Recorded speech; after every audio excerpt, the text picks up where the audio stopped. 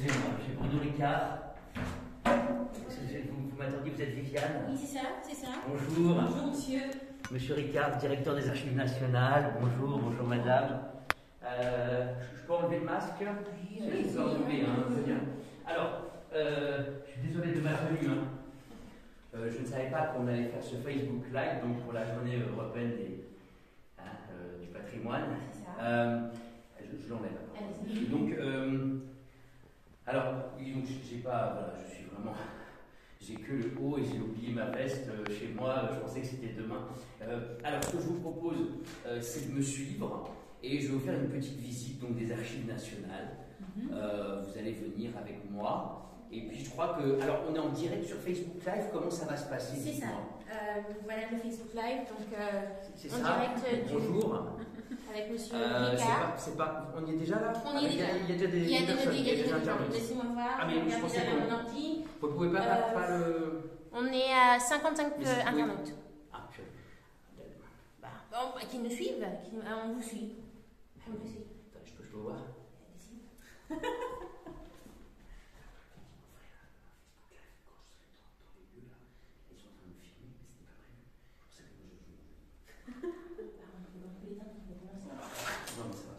Très bien. Alors, je vous suis donc, dites-moi, c'est vous la journaliste. D'accord, bien sûr. Dites-moi c'est le nombre d'internautes là. D'accord, je vais demander à mon assistant Ludmila de me garder au courant. Ludmila, quand le chiffre d'internautes qui va monter, tu me tiens au courant si ça va à 50, 60, 70, 90, tu me tiens au courant 100, surtout 100. Monsieur Ricard, monsieur, Alors, Oui. c'est la première fois que je fais ça. moi aussi, je suis pas très habituée, vous savez, c'est... Les gens sont confinés chez eux là, c'est pour ça. On va avoir des masques. Mais bon. Merci d'être présent. Merci aussi aux personnes qui sont là. Je vais vous demander de me suivre et puis nous allons rentrer dans l'enceinte des Archives nationales. Levez-vous. Allez-y. Venez. Par ici. Donc sachez que ce n'est pas monnaie courante de pouvoir faire entrer dans cet établissement. Est-ce que ça vous dérange si je moi-même filme pour mes archives personnelles et pour mon archive? Oui, ça me dérange un petit peu. Ok. Ok. Allez, on y va. Allons-y. Peut-être des photos. Oui, vas-y. Alors, il fait un peu chaud. Attention aux escaliers, en tout cas. Il fait un peu chaud, c'est pour la conservation des documents.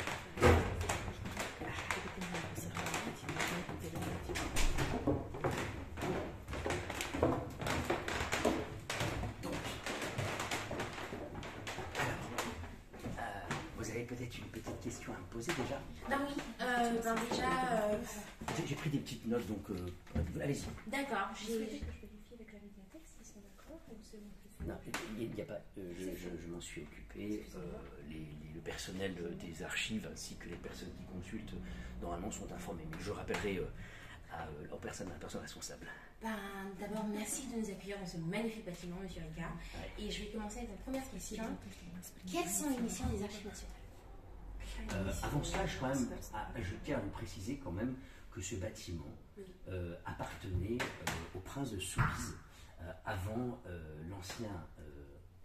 avant la Révolution française.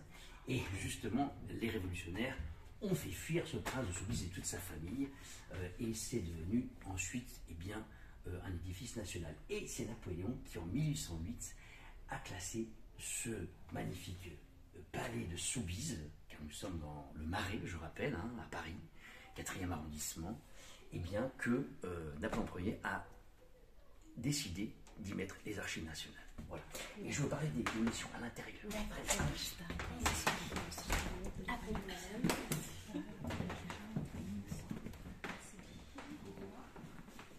Je vais vérifier avec mon collègue.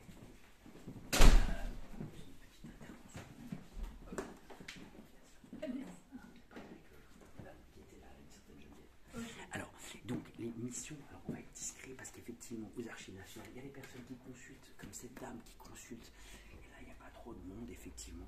Alors, les missions des Archives nationales. Alors, c'est tout simplement de collecter, de conserver, de classer aussi tous les grands documents qui appartiennent eh bien, à l'État ou qui ont pu appartenir à la monarchie. Voilà, tout ce qui est document officiel. Nous les classons ici. Alors, pour la petite anecdote, ici ne sont collectés que des documents qui datent du 7e siècle à 1789. Ici, vous avez donc, et ça se classe en kilomètres. Je ne sais pas s'il faut que je regarde vous, je ne sais pas. La caméra. Voilà, alors ici, vous avez, écoutez bien, le chiffre augmente tout le temps. Nous avons 373 kilomètres de documents archivés. 373 kilomètres nous comptons en kilomètres. Vous avez un document, c'est-à-dire des milliards de documents qui sont ici conservés du 7e siècle le plus vieux jusqu'à 1789. Et nous avons un autre bâtiment qui est à Pierrefitte-sur-Seine où nous conservons les autres documents de 1789 à nos jours. Alors, voilà. Voilà, super.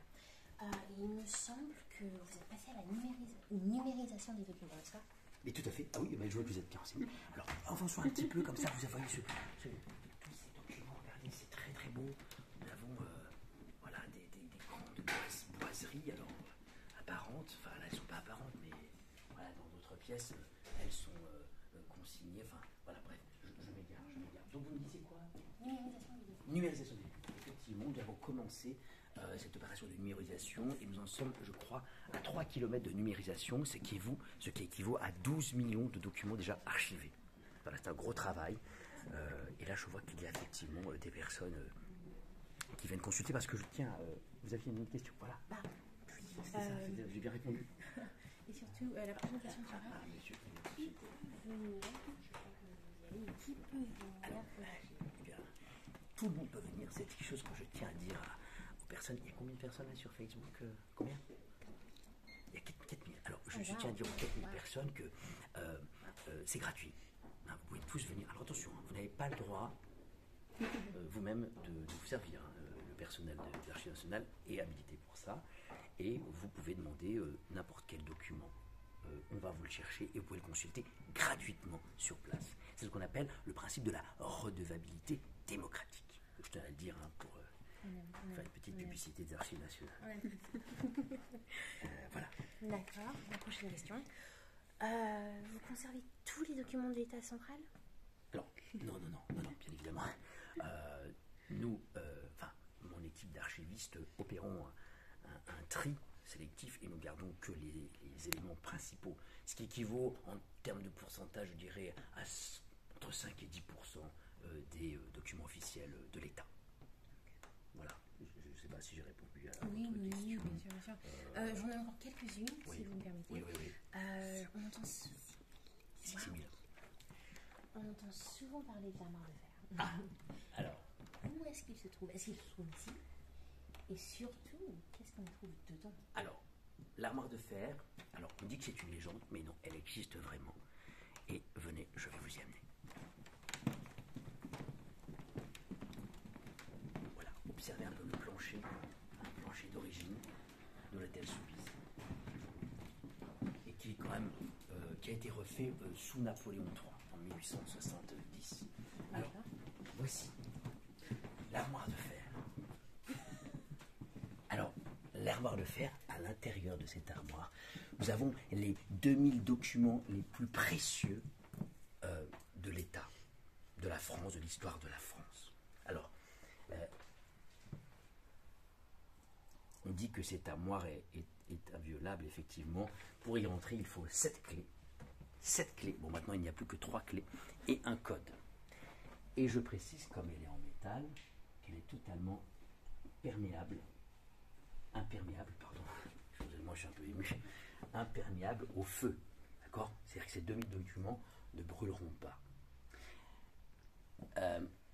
J'imagine que vous vouliez savoir, la question c'était qu'est-ce qui se trouve à l'intérieur? C'est ça, exactement. Alors, 2000 documents. Je vais vous donner un exemple. 2000 documents? 2000 documents, c'est ce que j'ai dit, 2000 documents à l'intérieur de l'armoire de fer. Personne n'y peut aller, à part mes plus proches collaborateurs et moi-même. Alors, que trouve-t-on là-dedans? Exemple, eh bien, tout simplement, attention, la déclaration des droits de l'homme et du citoyen. L'original est consigné dans l'armoire de fer. Wow. Nous avons également la constitution de la Ve République et toutes les constitutions françaises. Et il n'y a pas que des textes, c'est ça qui est intéressant, c'est que nous avons à l'intérieur de cette armoire de fer, nous avons par exemple les clés de la Bastille. Et les clés de la Bastille, vous savez, le 14 juillet, la Bastille a été prise, c'était une prison, et bien nous avons, pour les garder à la postérité, nous avons gardé ces clés de la Bastille. Nous avons également des objets, alors c'est ça qui est intéressant, nous avons des objets de sacs judiciaires, c'est-à-dire de grands procès dans lesquels nous avons gardé tous les scellés. Par exemple des fioles de poison, ce genre de choses, des armes du crime. Il y a ça à l'intérieur également. Donc voilà, c'est quand même... on y tient beaucoup, je ne peux pas vous faire rentrer dans cette armoire de fer. Hein, parce que voilà, une fois de plus, il faut 7 clés et un code. Mais bon, imaginez un peu tout ce qu'il y a dedans. Et voilà, alors ça, on ne peut pas le numériser. Hein. D'accord. J'ai oublié de vous dire que, alors je ne m'y connais pas grand-chose, mais quand j'ai dit 3 km l'autre jour, enfin tout à l'heure, pardon, ça équivaut à 70 téraoctets. Voilà, c'est important parce que voilà, les personnes qui sont derrière, j'imagine, sont un peu geeks, c'est ça? Bon, bah. Non. On n'a pas trop l'habitude, mais on s'y met ici aux Archives nationales. Voilà, et je crois que j'avais oublié quelque chose que je voulais vous dire, de très important. Oui, il y a par exemple le testament de Napoléon Ier, il est là-dedans, d'accord. Voilà, je crois que je vous ai parlé de ce qu'il y avait. Enfin, pour terminer, avant, Oui, vous nous avez préparé quelques précieux documents que nous allons découvrir. Alors ça, effectivement, je souhaitais le préparer, puis j'ai été pris de court, je pensais que le rendez-vous était demain, je suis vraiment navré, mais vous reviendrez pour une prochaine émission.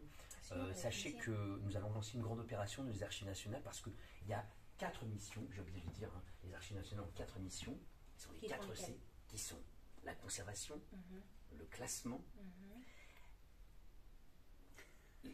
j'ai oublié mon latin, la conservation, le classement, aidez-moi un petit peu. La collecte. Et voilà, merci. Oh, je vois que la collecte, c'est ça, j'ai dit au début, la collecte, la conservation, le classement et la communication. C'est pour ça que nous opérons de grands moments de communication avec effectivement des documents que nous mettons à disposition du public, comme la Déclaration des droits de l'homme et du citoyen, c'est pour ça que je ne vous l'ai pas sorti, la Constitution de 58, et un document important sur l'abolition de l'esclavagisme, 1848 en France. Voilà. Je vous remercie. Voilà, je vous dis, vous, Facebook, aux personnes qui sont là, venez. C'est 1351 personnes. Ah oui. Venez visiter notre beau bâtiment de ce palais de Soubise à Paris, et puis même dans tous les départements, parce qu'il y a effectivement des archives départementales qu'on peut visiter en France. Voilà. Merci Monsieur Ricard de nous avoir accueillis au sein des Archives nationales, ce fut un plaisir. Merci. Pour nos internautes de Facebook Live, nous vous disons merci et à très bientôt. Merci. À bientôt. Au revoir, à Au bientôt. revoir, merci monsieur. Au revoir. Oui.